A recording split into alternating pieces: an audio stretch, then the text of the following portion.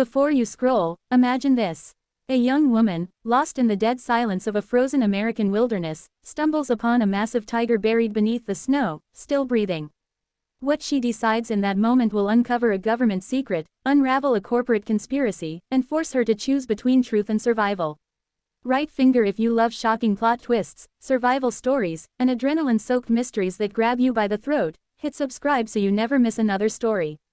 Amara Wynn had trekked deeper into the frozen Montana wilderness than any sane person would dare during a blizzard warning, but sanity hadn't been her guide in years, not since her brother Liam vanished during a winter expedition and the authorities brushed it off with the same cold indifference as the wind that sliced her cheeks while she pushed through walls of snow. So when her boot hit something solid under a drift and she toppled forward, cursing and spitting flakes, she expected a frozen log or slab of rock, not the striped fur that peeked through the powder, and certainly not the massive heaving ribcage beneath it that told her this was no carcass but a living creature, a giant tiger, far larger than any natural tiger, lying half buried and half dying in ice thousands of miles from where any tiger should exist, prompting her heart to slam so hard she could hear her pulse muffled beneath the storm as she knelt in disbelief, brushing snow off its monstrous face, recognizing the unmistakable signs of captivity on its forelegs. Metal scoring, scars as thin as scalpel lines, and a faint tattoo-like code burned near the joint. Panic rattled her spine. This creature wasn't wild, it was manufactured, engineered, studied,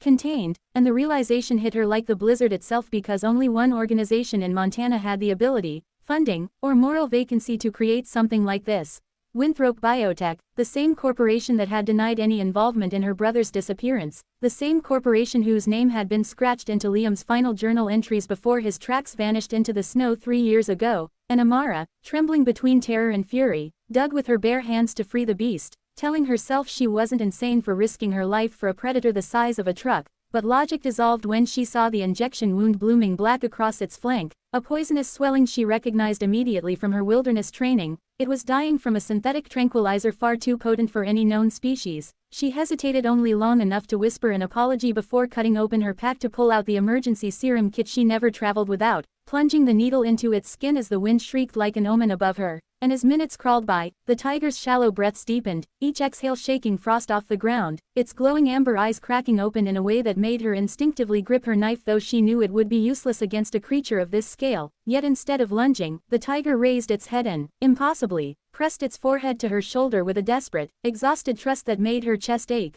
She couldn't stay exposed in the open, not with the storm worsening, so she looped her arms under its head, guiding it with short commands the way she would a wounded sled dog, and somehow, impossibly, the tiger followed, limping beside her through the blizzard toward the abandoned ranger cabin she'd passed hours earlier, each step a gamble, each gust of wind whispering warnings, because something about the unnatural stillness in the forest told her they weren't alone. And when she finally shoved open the cabin door with her hip and collapsed inside with the tiger slumping across the threshold, she caught a flicker of movement through the white curtain outside, a figure in black, visor gleaming, watching them before vanishing into the storm.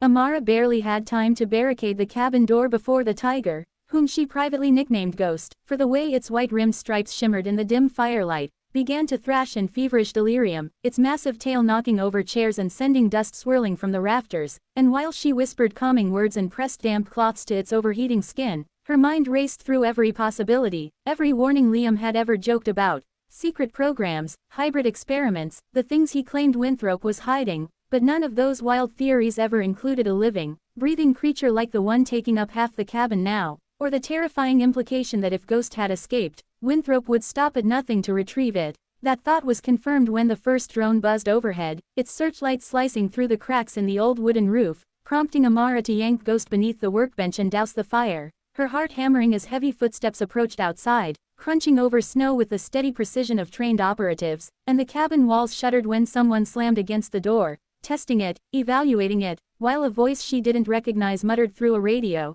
"Thermal shows 2 heat signatures, 1 human, 1 large unknown, HQ confirms recovery priority," which made Amara freeze because the phrasing sounded chillingly clinical, the tone frighteningly familiar, the same tone the Winthrop investigators had used when she'd begged them to search for Liam, the tone of people who saw life as data and bodies as property. She pressed her hand to Ghost's muzzle to keep it quiet, but the tiger seemed to understand the danger better than she did, its breath slowing, eyes narrowing with an intelligence that startled her, and when the soldiers finally tried breaching the cabin, Ghost shoved her aside with one sweep of its paw, then exploded upward with a roar so powerful the walls trembled, the door splintered, and the snow outside erupted as 3 armored men were sent flying, their rifles skidding across the ice. Amara scrambled after Ghost, shouting for it not to kill anyone, terrified not only of the soldiers but of what Ghost might become if pushed too far. Yet the tiger didn't deliver a fatal blow. It fought with precision, restraint, strategy, disabling the men instead of tearing them apart, which only deepened Amara's confusion about what Ghost truly was. Together they fled into the frozen forest, guided by moonlight and desperation, dodging drones and evading thermal scans using Ghost's uncanny ability to blend its heat signature with the environment. And after hours of running, when her lungs burned and her legs numbed, they reached a cliff overlooking a ravine where an old communications tower stood crooked and abandoned, humming faintly with residual power. Inside that tower Amara found something she never expected.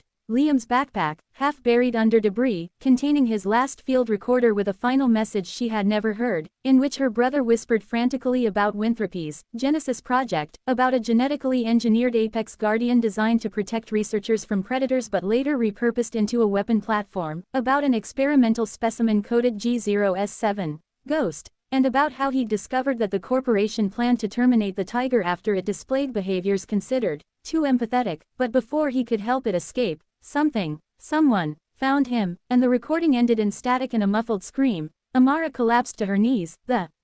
weight of truth crushing her as Ghost approached, nudging her shoulder as if apologizing for something beyond its control, and as she clung to its fur while sobs shook her body, she realized the terrible truth. Liam hadn't vanished, he had been silenced, and now Winthrop wanted to silence her too.